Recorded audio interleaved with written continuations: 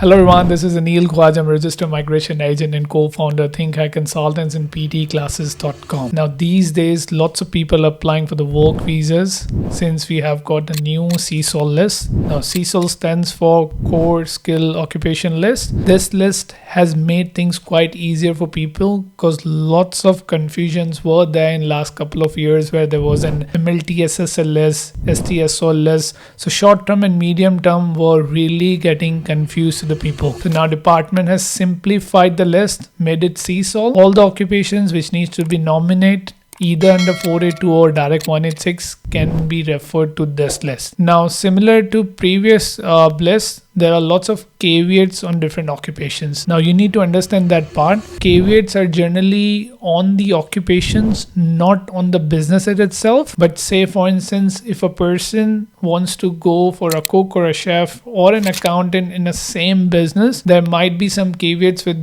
that occupation needs to meet from the employer side. But again, if same employer needs to sponsor, say an office manager, might be possible they don't have any caveats, or maybe a software engineer, or maybe a civil engineering draft person. So you need to understand that each occupation has the caveats, not the business itself. I'll give you an example and then we'll come back to the chef and cook. For instance, an accounting and a finance firm wants to nominate a mortgage finance broker. Now mortgage finance broker has no caveats for the business. Now same company wants to nominate an accountant. There is a caveat that you have to have a 1 million turnover with minimum 5 employees on your payroll. So this defines that occupation has a caveat, not the business itself. Now let's coming back to the chef and cook caveats. So caveats, what exactly the caveats are? Caveats are the conditions. So business needs to meet those conditions if they wanted to sponsor that specific occupation. Now chef and cooks both have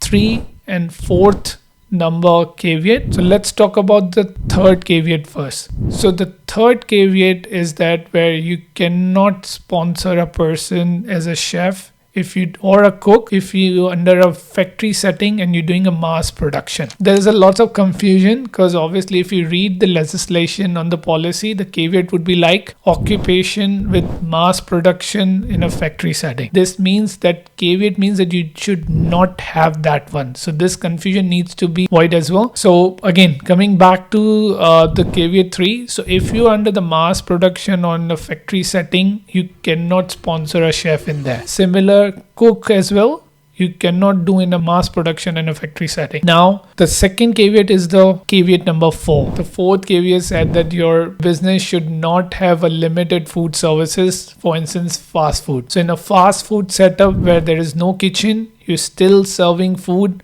or maybe a takeaway shop would not be count towards nominating or sponsoring a chef or cook. So you need to be very careful when choosing the right sponsor because you might get a sponsorship for the business but the nomination may refuse if these 2 caveats are not being covered. I hope that everybody would understand what the caveats are, what the conditions are, which businesses can sponsor which occupations, and these caveats and conditions are based on the occupation, not on the business. But obviously directly indirectly business has to meet that condition, that specific nominated occupation. Hope that helps.